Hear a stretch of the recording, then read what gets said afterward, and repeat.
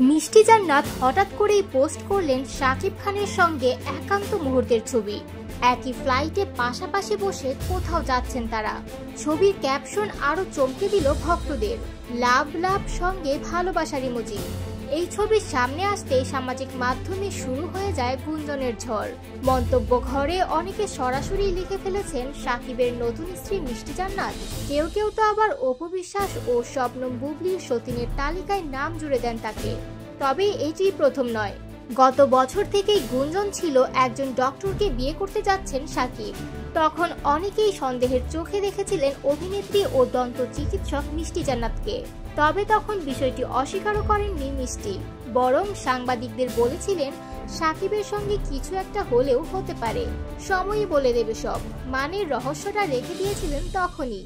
সম্প্রতি একটি রিলস ভিডিওতে মিষ্টি জানান অনেকদিন পর একই ফ্লাইটে কলকাতা থেকে ঢাকায় ফিরেছেন তারা।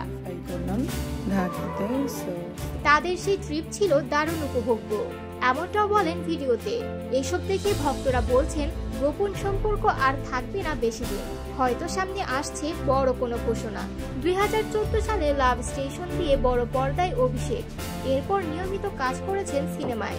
পাশাপাশি মিষ্টি একজন প্রফেশনাল দন্ত চিকিৎসকও, আর ডক্টর বলেই কিনা শাকিবের বিয়ের গুঞ্জনে বারবার ফিরে আসছেন তার নাম।